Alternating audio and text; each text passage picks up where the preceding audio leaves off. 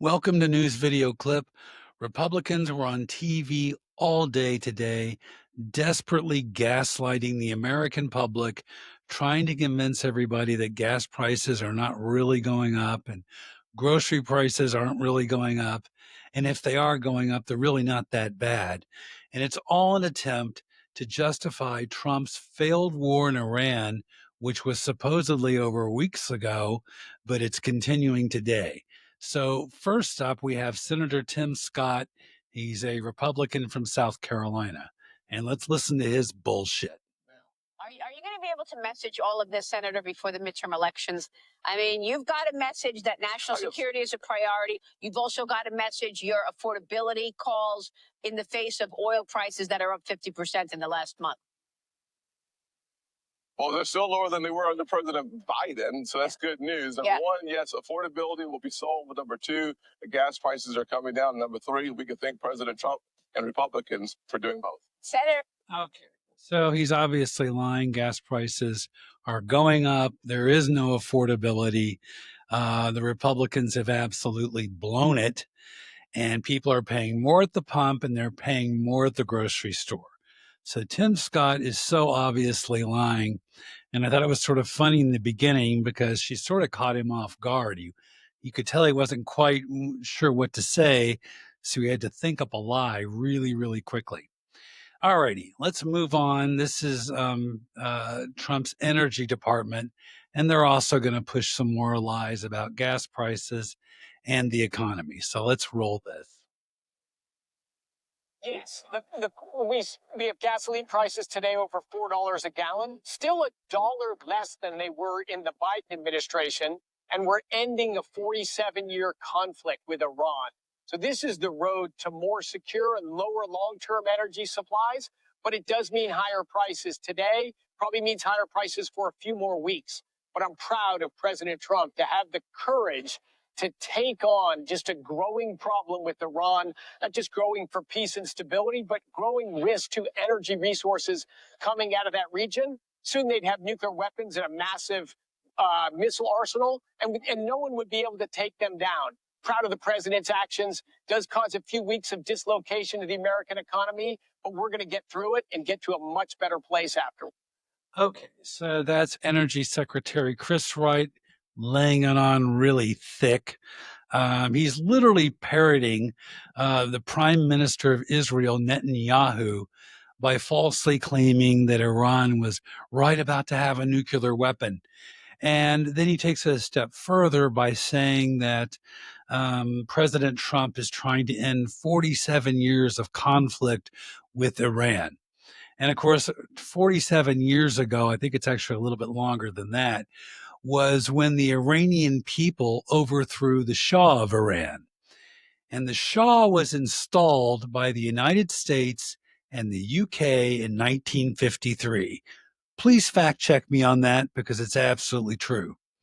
So the United States and the UK overthrew the government of Iran and they stuck the murderous Shah of Iran into power. He had secret police. He violated human rights for over 20 years. The Iranian people got sick and tired of it, and they finally overthrew him. So there's a little bit of a history lesson for Chris Wright, who's lying like hell and parroting Netanyahu. Talk about the dog, the tail wagging the dog. There it is. Alrighty, so this next one is going to be Senator Roger Marshall. He's a Republican out of Kansas. He's also going to be laying on some pretty massive lies, and we're going to fact check him. So here we go.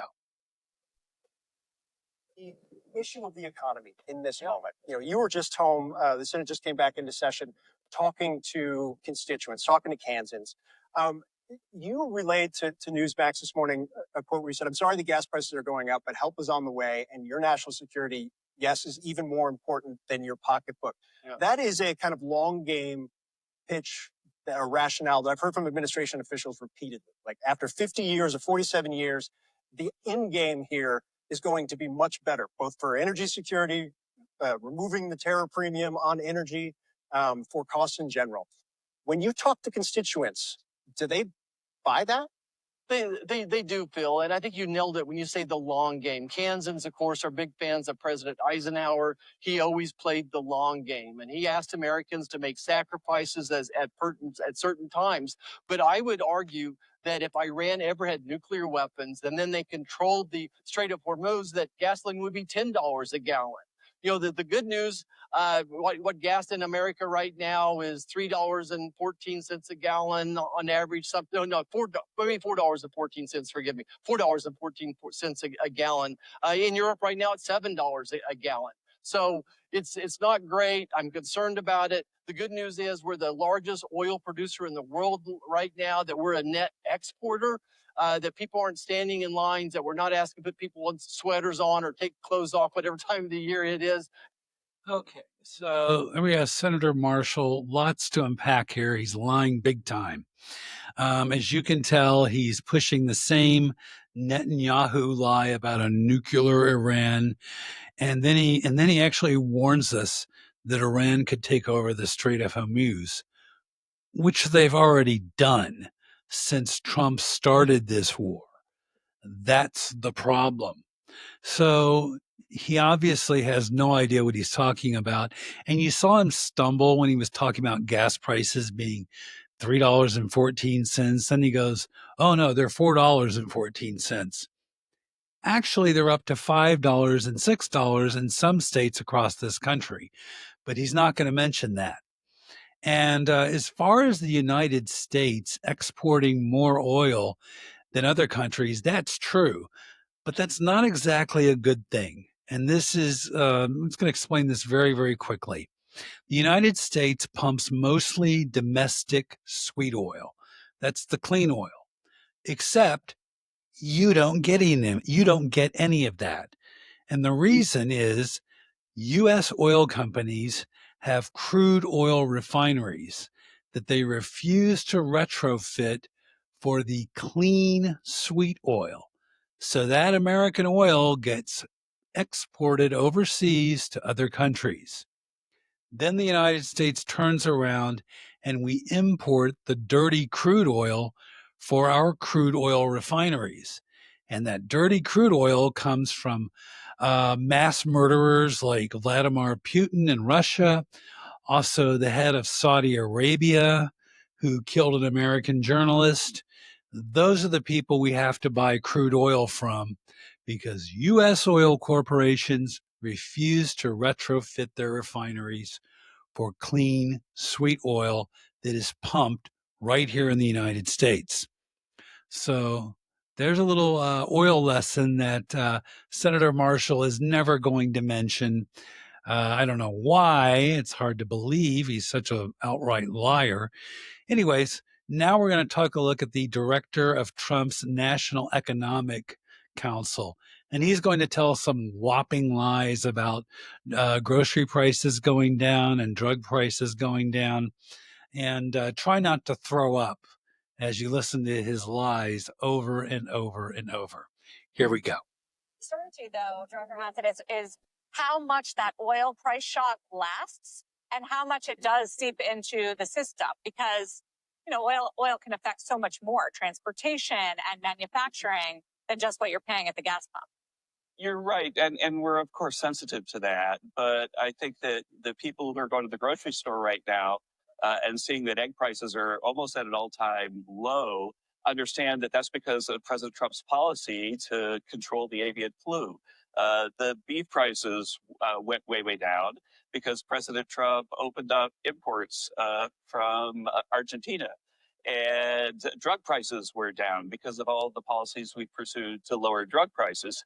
And so while there's macroeconomic stuff that the Fed has to think about, we've been focused like a laser beam on helping the folks that go to the grocery store find that prices are going down because of prudent deregulatory measures that we're taking. And so not only do we have a good inflation story in terms of the numbers, but we have a good inflation story because we know where the numbers came from. No, actually, we don't have a very good inflation story. All we have are your lies, Mr. Hassett. So let's tackle these one by one. As far as the avian bird flu policy, that actually started under President Biden, not under President Trump. And the second thing he was talking about is how we're importing beef from Argentina. That's true. But what he's not telling you is American cattlemen are getting shut out because that beef is coming in from Argentina. So I wonder why he didn't mention that. Oh gosh. Oh golly gee, I don't know. And then he goes on to lie about how the Trump policies have brought down drug prices. There are no Trump policies. All Trump did was write a letter to the pharmaceutical industries and told them to drop their drug prices. And guess what? They didn't listen, and drug prices are still going up. So, a lot of lies there, easily debunked.